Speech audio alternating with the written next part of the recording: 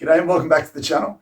So in today's video, I want to go through the top 5 main reasons why your low back pain isn't going away, despite all your best efforts, all the exercises, all the advice and treatments that you've been given. These 5 reasons are the main reasons that I find clinically that are either overlooked or completely misunderstood that will keep that back pain hanging around.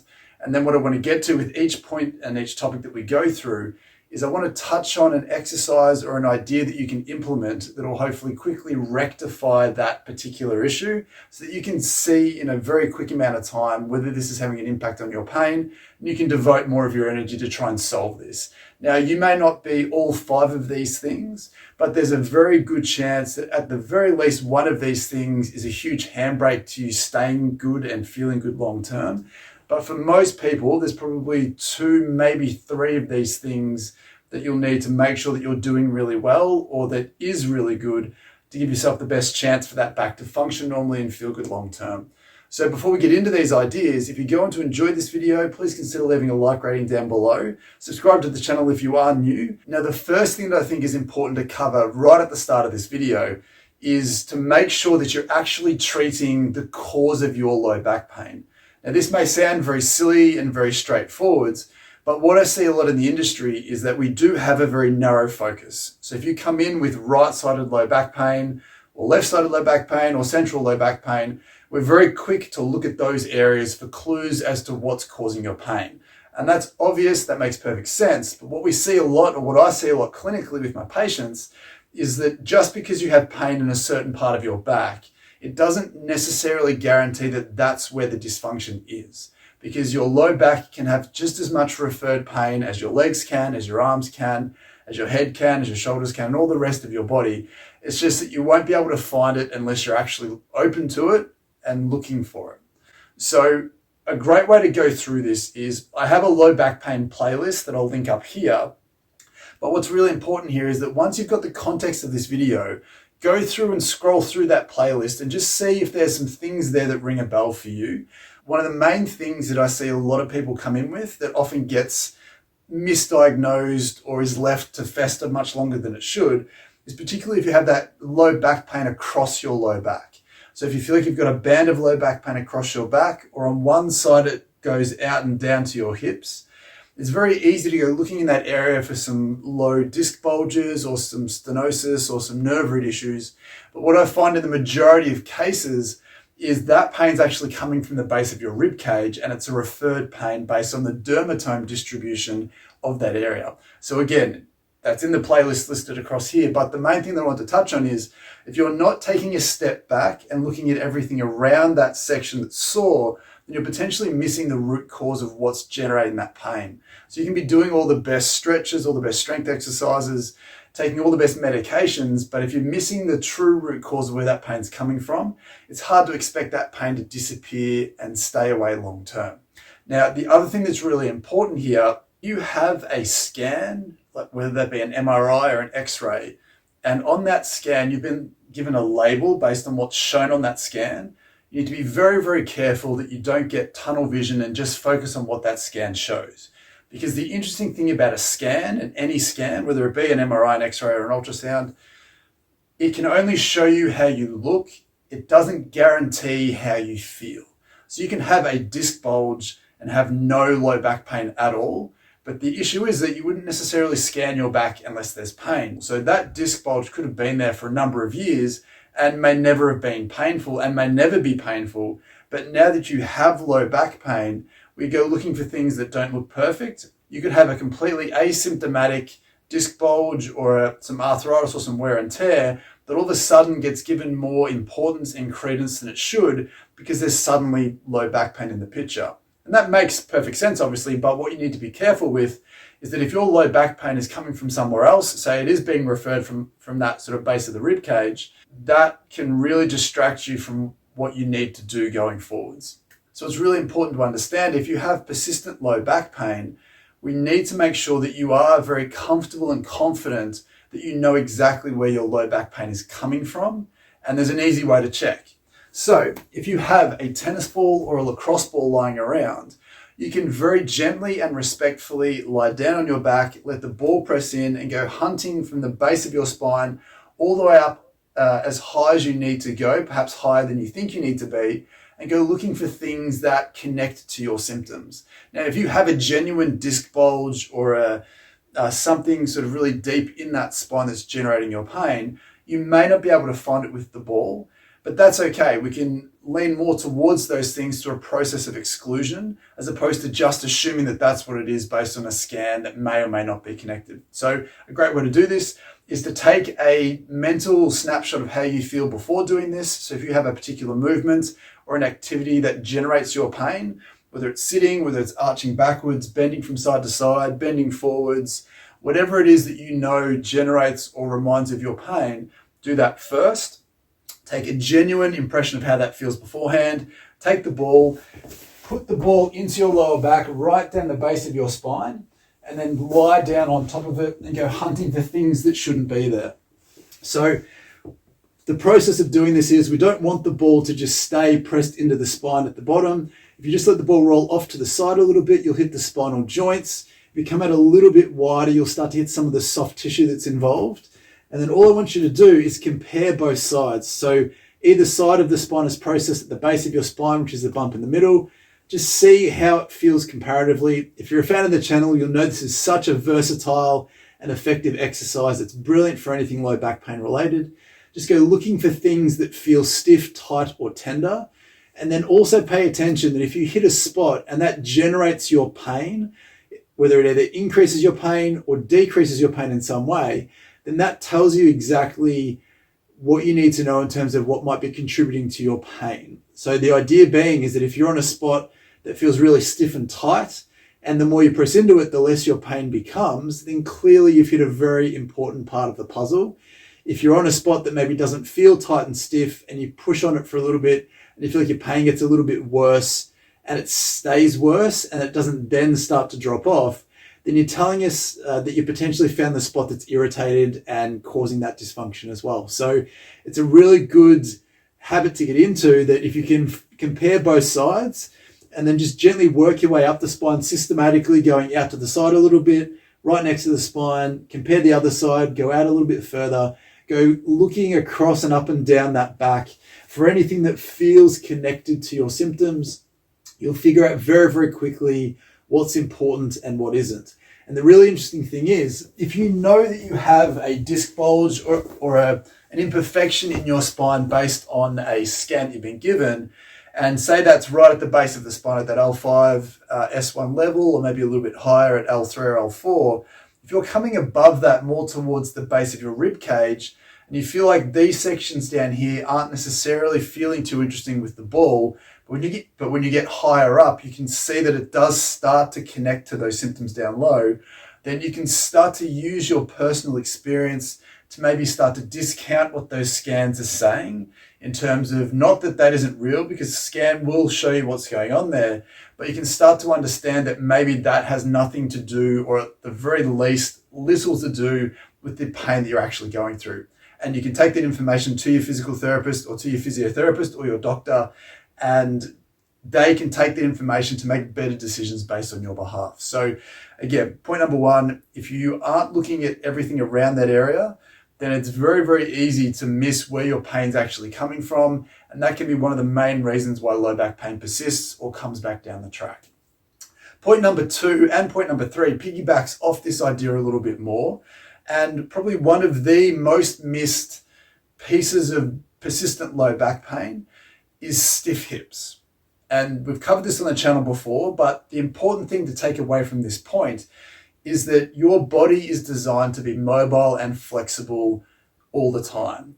And if you suddenly start to take away some of the slack of something, then if you still need to complete the same tasks, it makes sense that your body then has to maneuver around or compensate for that restriction to complete the same task. But the problem is if your hips become stiff, most likely through the large amounts of sitting that we have to do, where we're stuck in this sort of 90-degree hip position for hours on end, day after day, those hips can become stiff. So that when you then need to express normal hip range of motion without bending your back, all of a sudden, if you run out of that hip range, then your back has to bend to make up the difference. So there's no coincidence that The most common areas for arthritis, wear and tear, and disc bulges, stenosis as well, tends to be the very base of that spine, which is the first spinal sections above your hips. Now, obviously your sacroiliac joints or your pelvic joints are in between, but they're designed to be relatively more stable. So if your hips are stiff, then that extra force and that extra motion is going to be pushed through towards that lower back a little bit more. So you're more likely to cause some long-term dysfunction there if your hips are stiff. Now, the reason why this is missed so much for so many people is that in the majority of low back pain patients don't have hip pain. So we're still stuck in this way of thinking that if you don't have pain, there's nothing to see here. But in actual fact, and what I find clinically a lot with my patients is that just because something doesn't hurt, it doesn't mean it's perfect. It just means it isn't painful. So if it can be connected mechanically and the joint below a sore area is often very commonly related to that dysfunction. So if you're not at least assessing the degree of motion that you have at your hips, then you're potentially missing one of the main reasons why that back is consistently asked to stay dysfunctional. Because every time you need that extra hip range of motion that you don't have, whether that's bending over, whether that's sitting, leaning forwards, whether that's anything that you need to do during the day, then your lower back, and specifically the area that has become irritated and sore and dysfunctional for you, then your low back is being included in a conversation more consistently than it should be. So again, it can make it hard for that low back pain to go away if it's consistently being annoyed and included when it shouldn't. Now, a great way to improve this, if you have a band, it doesn't have to be a power band like this. It can be a TheraBand or any jump stretch band or any band that you can tie to something. It can be the inner tube of a bike tire. It doesn't matter. You want something that's relatively strong, but still has a fair bit of give. I'll leave a link in the description to these if you want to pick one up. But using a power band or a jump stretch band is a brilliant way to quickly improve the range of motion that you have in your hips, to feed more slack to your lower back and improve the environment that that's functioning within. Now, a great exercise to do here is you want to get this band right up into the hip crease, and we want to get you lateral to the band, so with the band pulling from the side. But again, for the purposes of the video here, I'll just be off on an angle so you can see. But what we want to get you to do here, on the side that you are trying to stretch, so I'm trying to stretch my right hand side here, what we want to do is we want to take your other leg back out the way.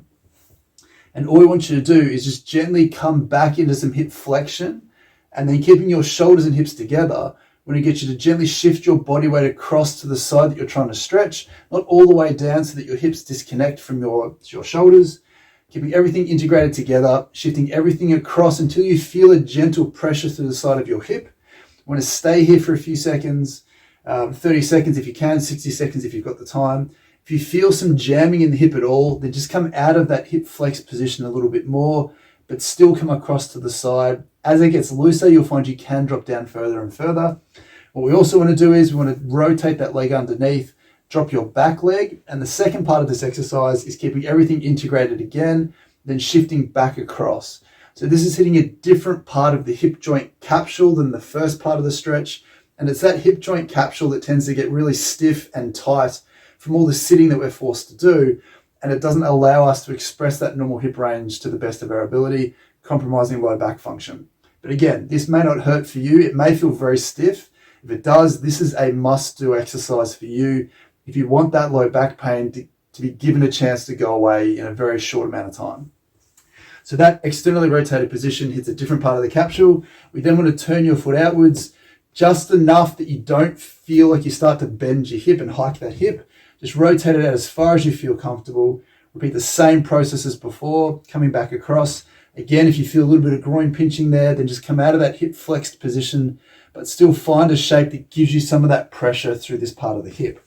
And then what you should find in a very, very short amount of time is that that hip should then feel a little bit more mobile. So when you are then moving again, you should have the capacity to move more so through your hips before your back is asked to be part of that conversation.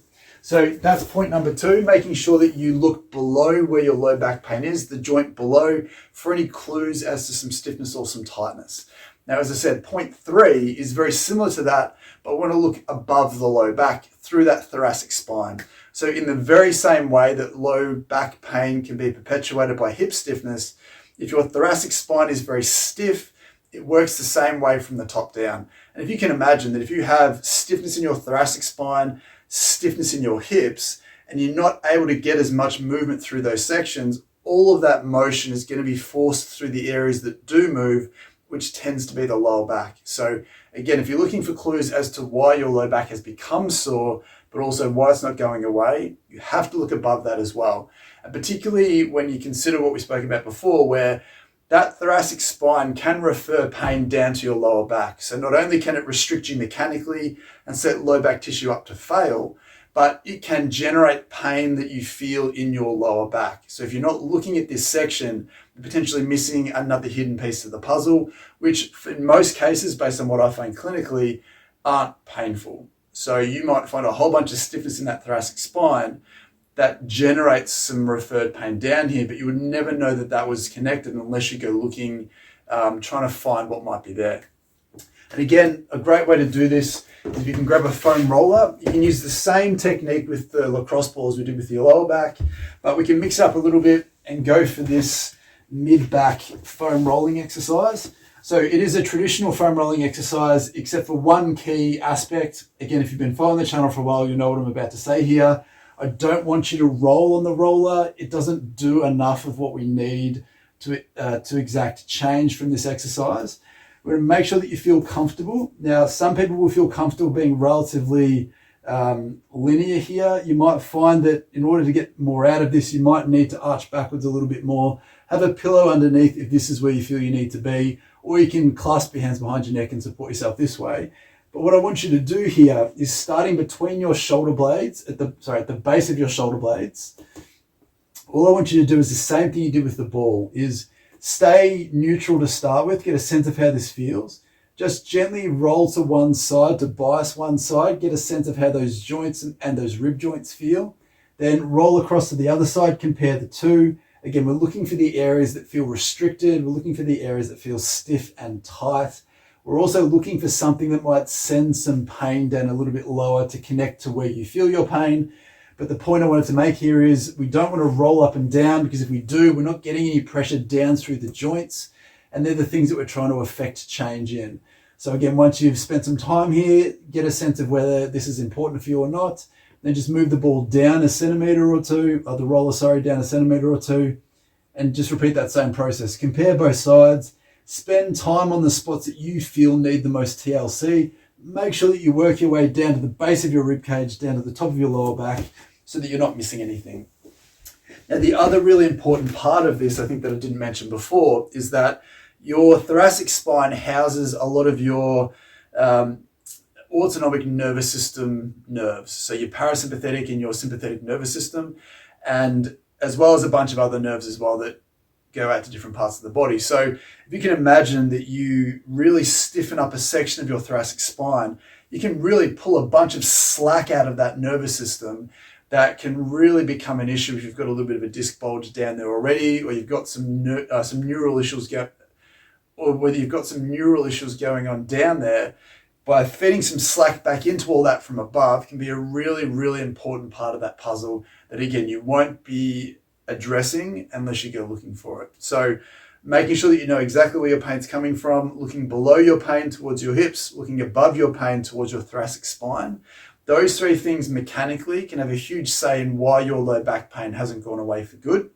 Point number 4 is a little bit of a turn from what we've just been talking about, and that comes back to stress.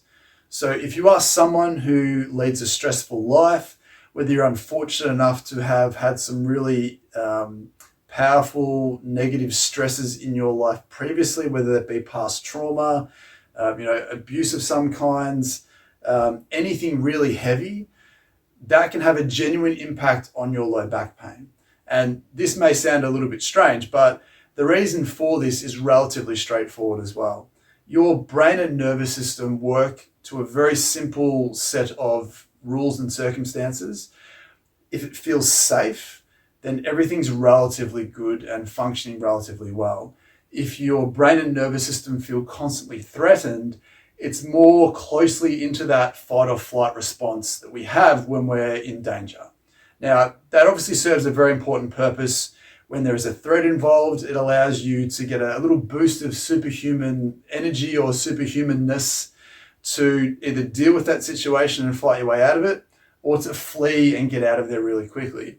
But the problem with a lot of people in today's society is that we don't often get out of that fight or flight response. So when we're in that heightened, threatened state, in nature, essentially we're supposed to be in there for a very short amount of time. You either survive or you don't survive, and then you go on about your day as if nothing had ever happened. But because today's modern world is full of constant stress, whether that be financial stress, relationship stress, religious stress, cultural stress, COVID stress, work stress, and even if those sorts of things don't feel like they're a big deal at the time, they're consistently there.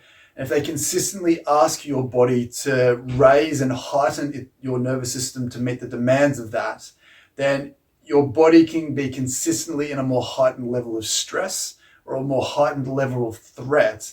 And this is important for back pain because pain is generally your brain and nervous system's perception of threat. So if you find that you've already got a really high baseline of stress that may not be completely overt, it might be in the background that you're not really thinking about, then you will have a lower barrier to generate pain.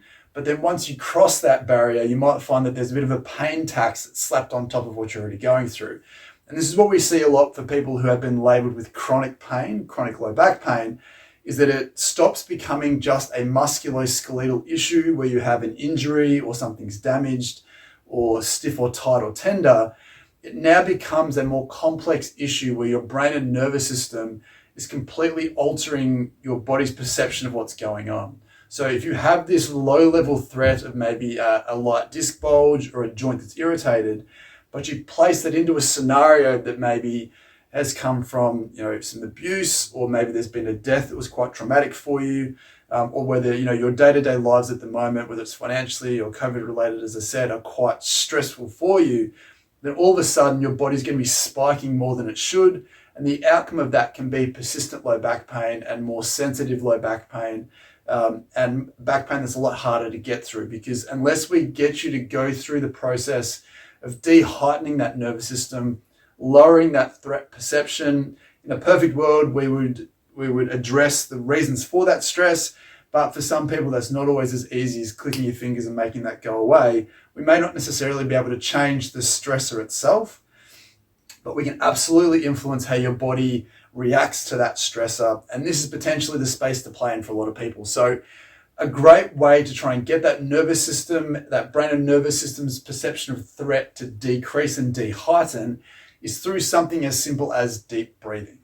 Now, one of the best ways that I've seen clinically to get you from someone who might be maybe an 8 out of 10 on the threat perception level down to a 3 or a 4 really quickly is through something called box breathing.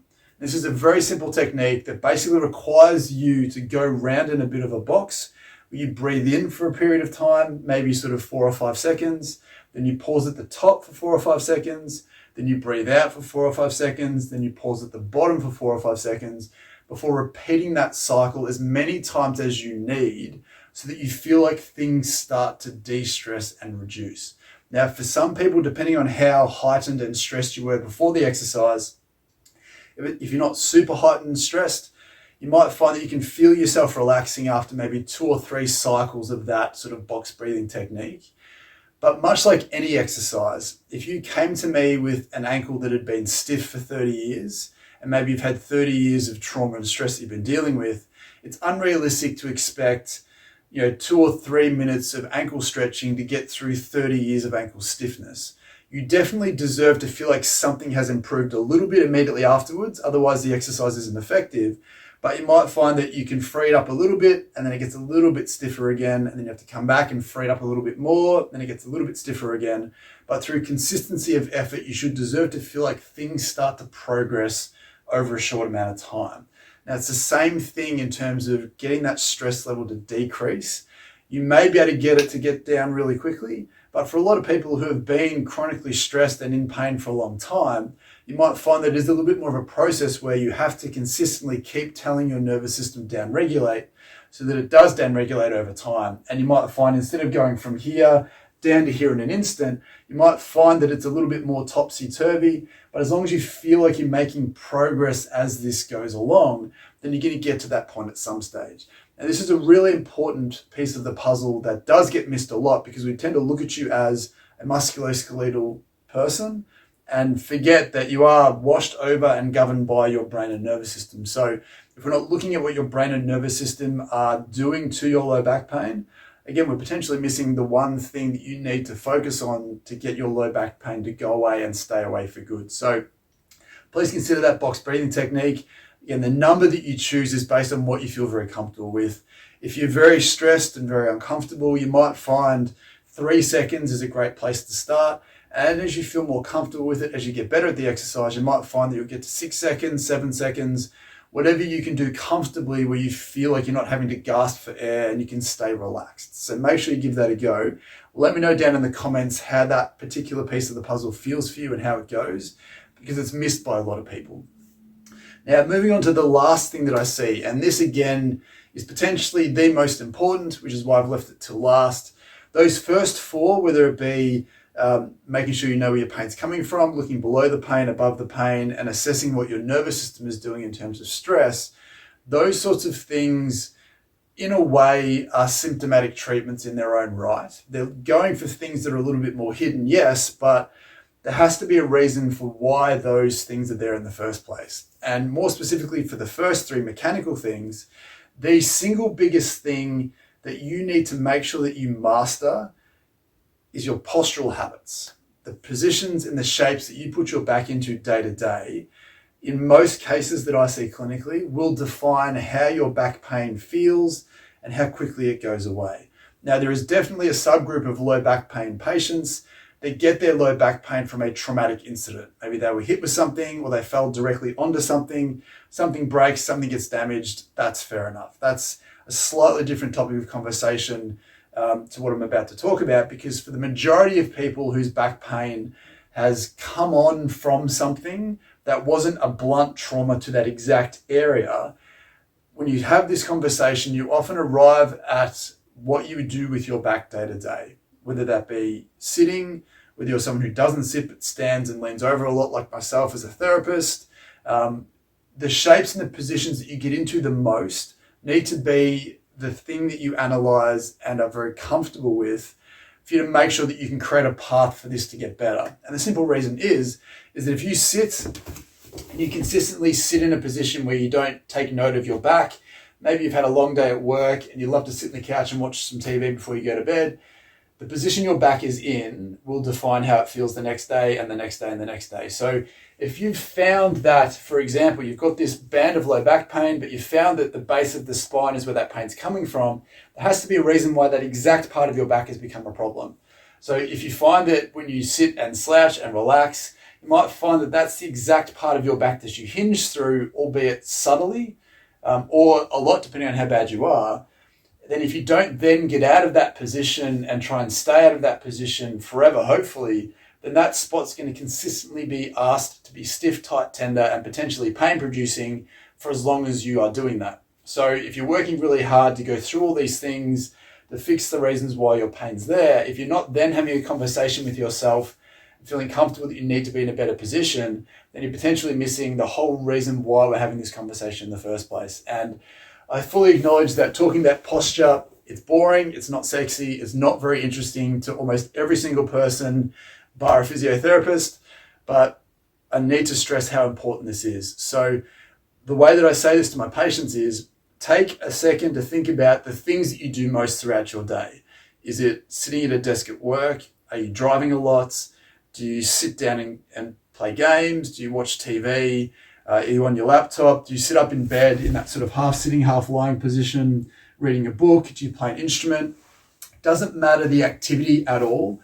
All you need to care about is what position is your back in while you are doing that. And for almost every person that I talk to, there is one particular scenario that stands out more than the rest, and that's often what you do the most often. So start there, and then if you're confident that that's perfect, make sure that you're perfect half an hour into doing that, an hour into doing that, and not just at the start where you get all sort of, you feel good about yourself for doing it. Make sure you don't lose that as you go. Then if that's really good, then move on to the second most common thing. And if there are a few things there that you can get better at, please try and roll up a towel, jam that into your back so that you're filling the gap that you would be otherwise filling with your back. Fill it with something else. So you don't have to hold this position the whole time. You can be held into a better position by a towel or a cushion or something like that. And if you're someone who doesn't sit at all, if you're like me throughout the day, where most of your day, 99% of your day is walking around, standing, bending over, treating people, the same concept applies, but how you're bending or leaning over. So again, if you're a chef or a cook or something, and you're standing at your workstation all day, just make sure that you're not getting into a position where you're leaning forwards through a section of your back that you shouldn't. Make sure that you're hinging through your hips a little bit more. Again, if you have that hip range of motion, you'll be able to keep your back straight for longer. But if you don't have that hip range of motion, you're going to be forced to bend your back in ways that you may not even realize while you're doing it, potentially hinging through a part of your back that you shouldn't be hinging through, perpetuating this whole experience. So with those 5 things in mind, it's really important that you're looking around and taking a step back away from where your physical pain feels like it is. Because if that low back pain isn't going away, there will 100% be a reason for that. The trouble for a lot of people is that it's not instantly obvious, because the thing that might be contributing to your back pain hanging around may not be painful in its own right. And to be fair, if it was, you'd most likely be getting that treated, or your therapist would be treating that. So we probably wouldn't be needing to have this conversation anyway. So make sure that you're checking out what your hips are doing, check out what your thoracic spine is doing. Make sure you're hunting around your pain for any tightnesses and stiffnesses that may not be painful, that might be contributing to that. Take a step back to consider how your stresses are day to day.